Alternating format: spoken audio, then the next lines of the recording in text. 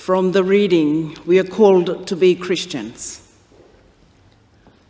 Called to be Christians, are called to follow Jesus, are called to faithful living and gracious loving in the Jesus way, to trust the living presence of God deep within, to live in its fullness, and are called to be disciples in a multi-religious, multi-faith world, are called to be at your best, a personal call that only you can hear, and only you chooses how to respond.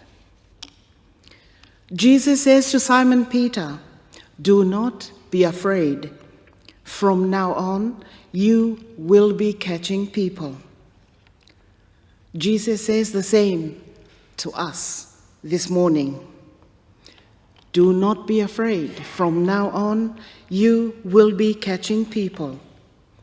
Not with nets or hooks, not with institutions and powers that control, divide, or oppress people, but through living your life in ways that make the love of God visible, accessible, practical, experienced, and appreciated in life-transforming ways. That's the kingdom, the gospel, and the ways of Jesus we are called to follow. We'll focus on three aspects. First, hearing the call and responding. Second, the fear of scarcity and the abundance of God's love. And thirdly, the Christian vision and mission is clarified. Jesus calls, "Come and follow me and be a catcher of people." A personal call directed not only at listening ears, but to hearts that hear. A call that opens personal responses based on one's personal experience and understanding. So Jesus addresses the crowd and is speaking to the crowd of the kingdom in which the poor is blessed, and so is the gentle and the mourning. The peacemakers are blessed, so is the persecuted and those who hunger and thirst for justice. The crowds were amazed. Why?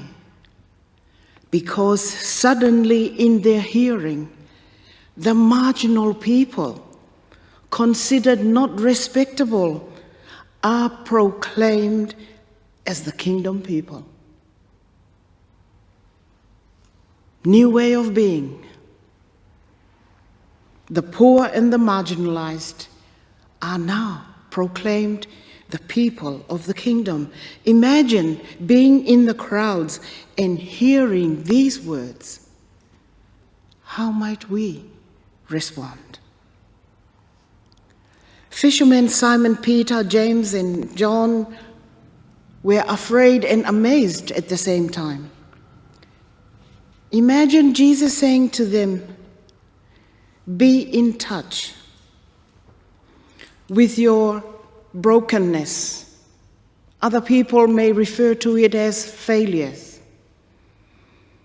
Others will call it weaknesses. But if you listen, if you're ready to listen from that space of brokenness, then something new can come forth in you.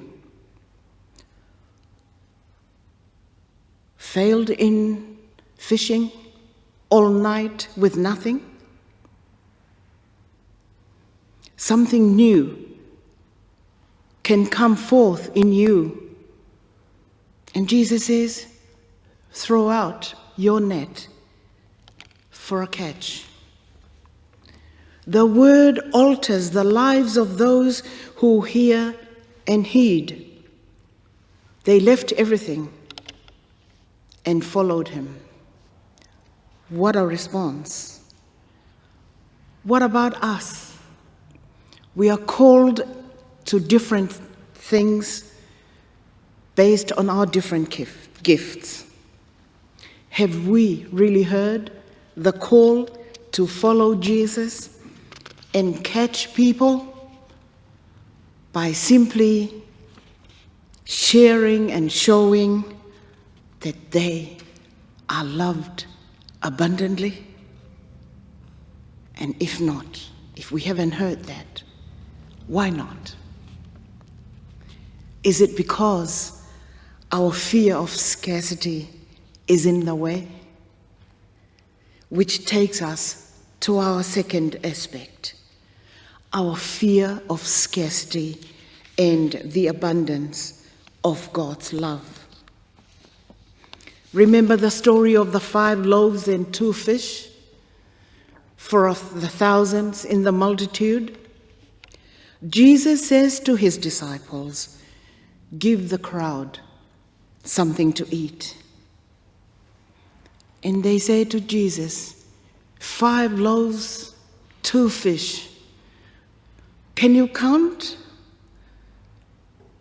What would 5 loaves and 2 fish for this crowd? It won't feed everyone. And Jesus says, feed the people.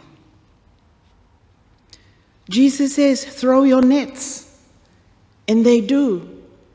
And interestingly, they catch fish. Not as many as they need, but so many that they get embarrassed. Boat was filled, overflowing with fish. In the story about the loaves, the leftover, they didn't really know what to do with it.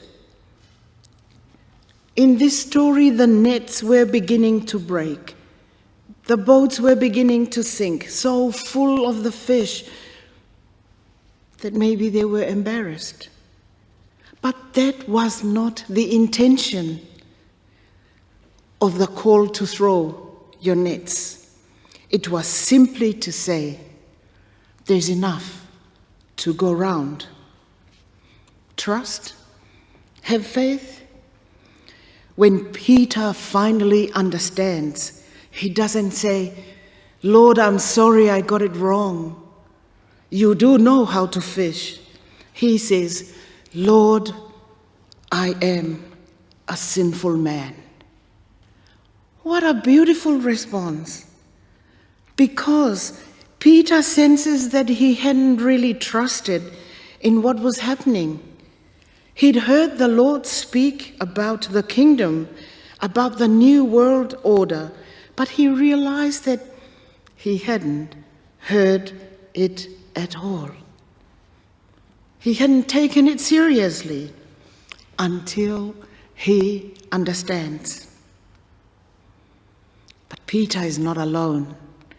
Peter speaks for many of us. Jesus says, "Follow me and don't be afraid. I will make you catch people. I will introduce you to a completely new way of living and being." And Jesus' call is to shift our thinking of a world of scarcity to a world of abundance. We, like the disciples, often think there is not enough for everyone. So we have to be careful with what we have, and we are fearful of people. We make ourselves afraid. We are afraid for ourselves. We are afraid of others. We're even afraid of God. But that fear makes us think that there's not enough for us. How am I going to survive? How am I going to live? There isn't enough for everyone, but I want to stay alive. And when we are concerned that there isn't enough, our first response is to start hoarding. Not just hoarding bread and fish, but also extends to hoarding position and possession. The very reasons behind what's happening with the wars in the world today that started out of fear and escalated more and more. Called to be Christians is a radical call to be agents of justice, to rise up against those who practice idolatry and take advantage of the poor and the marginalized. Jesus says to us, let go of your fears and trust that something new will happen. You will enter into the kingdom of abundance, of joy, peace, and freedom. And we might say, oh yes, but let's not go too quickly, please. Let's work it out slowly, and let's see what we are in for. If that's how we think, I wonder, have we really heard the call? Or are we still afraid? Third aspect, clarifying the call to be Christians. Called to be Christians has two prongs. In this reading, a vision and a mission. The what and the how. The vision is to live life in its fullness. And the mission is that our daily living gives visibility to God's abundant love. We all reflect God's love in our own unique, different ways, and together the fullness of God's love is visible, accessible, and attractive as a Christian community. Whether it's in the Pakenham Homework Club, whether it's in the dancing class, or in the Cafe 603, or within the congregation and family of Toorak Uniting Church, may we continue to be that community that welcomes, embraces, and loves all people just as they are. For we are called to be Christians. Amen.